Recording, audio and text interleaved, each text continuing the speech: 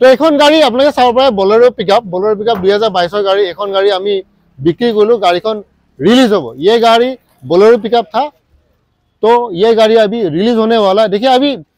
हम आसामीज में वीडियो बनाएगा मैं অসমীয়াত ভিডিওটো বনাম কিন্তু যিজন কাস্টমাৰ গাড়ীখন লৈছে তেওঁ অসমীয়াত ভিডিও বনাব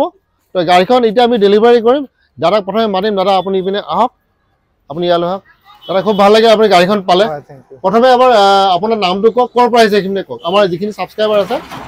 মোৰ নামটো কৈ দিয়ক মোৰ নাম আইজাক নিউটন মজিদ মই ধুবুৰীৰ পৰা আহিছো ধুবুৰীৰ পৰা আহিছে তো এটা আপনি কবলে বহুত মানুহ আমাৰ কি হয় বিশ্বনাথ চাৰিলে পুৰা মানে প্ৰবলেম হয় ৰঙিয়াৰ পৰা আহিবলৈ প্ৰবলেম হয় কিন্তু 60-70 কিলোমিটাৰ এনেকৈ দূৰতে আপোনাৰ ধুবুৰী গুৱাহাটীৰ পৰা কিমান দূৰত পৰে 250 মান কিলোমিটাৰ 250 কিলোমিটাৰ দূৰৰ পৰা বতে কয় দাদা ইমান দূৰ কেনেকৈ আহিম দাদা 250 কিলোমিটাৰ আহিলে আৰু এই গাড়ীখন লওঁতে মই জানো আপুনি বহুত কিটা সংগ্ৰাম কৰিলে বহুত দিন লাগিলে বহুত প্ৰসেস হ'ল কিবা কিবি হ'ল কিমান টকাত ললে গাড়ীখন আপুনি একচুয়ালি গাড়ীখন লৈছো 715 লাখ লৈছো 7,15,000 টকাত ফাইনান্স ললে নে কেছত ললে ফাইনান্স লৈছো তো ধুবুৰীত ফাইনান্স আপুনি পালে কিবা আমাৰ সন্দেহ থাকে যে ধুবুৰীত কিবা নহয় আপুনি পালে আপুনি ডাউন পেমেন্ট কিমান টকা দিলে ডাউন পেমেন্ট দিছো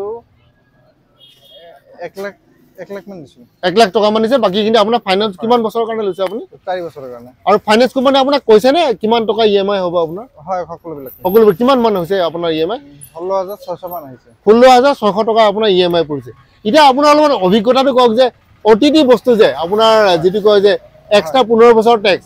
এটো অলপ কিবা খেলি মেলি হ'ল এটো মই জানো যে আপুনি সন্তুষ্ট নহয় মই জানো এটো আপোনাৰ সন্তুষ্ট নহয় কিন্তু কবলৈ একো নাই এটা আপুনি কিবা কব নাই যে আপুনি মানে মই ভাবিছিলো গাড়ীৰ দামটো যেটো আছে এটো মই আইছিলো লবলে আহি পিছত হঠাৎ শুনা পালো যে ওটিটি দিব লাগে আমাৰ লগে কনফিউজ হৈ গলো এতিয়া গাড়ীখন কমপ্লিট কাম হল ওটিটি পইচাখিনি কত পাম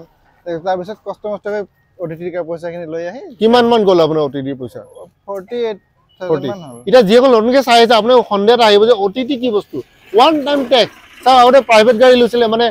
স্কৰপিঅ ওৱেগনাৰ 15 বছৰৰ ট্যাক্স দিছিলে এতিয়া আপোনাৰ যিবোৰ গাড়ী 2 টনতকে তলত 18 হল 1900 হৈ গল 1500 হল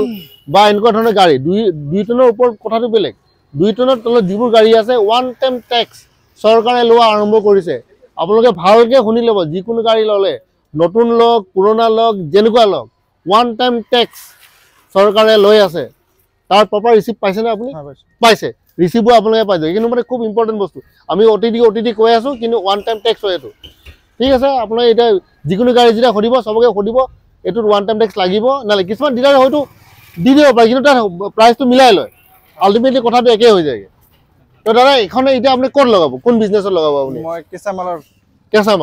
বিজনেছ আৰু বলেৰো পিকআপৰ কিমান টকা মানে উপাৰ্জন কৰিব পাৰে মানে এটা আইডিয়া মানে যে কিমান টকা মাহত উপাৰ্জন কৰিব পাৰে ভালকে যদি চলায় 25-30 মান 25-30 টেনচন আহিব হয় মানে সব ডিসি মিলাই মানে 25-30 এটা ধুনীয়া ফ্যামিলি এটা চলি যাব আৰু এটা আমাৰ ফালৰ পৰা আপোনাক কওঁ যে এটো মানে এটা এৱাৰনেস বুলি কয় যে আপুনি যেতিয়া ফাইনান্সত লৈছে প্ৰথম আপুনি মাথাত এটা ৰাখিব ফাইনান্সৰ পইচাটো কেনে ক্লিয়াৰ কৰে কিন্তু আজিকালি ফাইনান্স ইমান ষ্ট্ৰং কিবা এটা হলে গাড়ী টানি দিয়ে মানে নুহুদে এটো এখানে আপুনি প্ৰথমে যি উপাৰ্জন কৰিব এটো আপুনি এটা সাইড পাৰ্ট এটা ৰাখিব যাতে ইএমআই দিব পাৰে এটো প্ৰেক্টিস যদি কৰে তেতিয়া আপোনাৰ ভাল পিছত ফাইনান্স কোম্পানী আপুনি নিজে উপজাচি মাতিব দাদা আপোনাৰটো বহুত বঢ়িয়া একটা চলতে আছে আপোনাৰ আৰু একটা লোন একটা নিয়া তো হেতু এটা প্ৰেক্টিস আমি সবকে কওঁ তো দালালৰ কথা পাতি খুব ভাল লাগিল এটো আপুনি আগবঢ়াই যাব আৰু এনেকুৱা ধৰণৰ গাড়ী দুনিখন লক আপুনি বিজনেছত সাকসেস হওক তো আমাৰ ফালৰ পৰা এটো আপোনাৰ এটা শুভেচ্ছা থাকিল ধন্যবাদ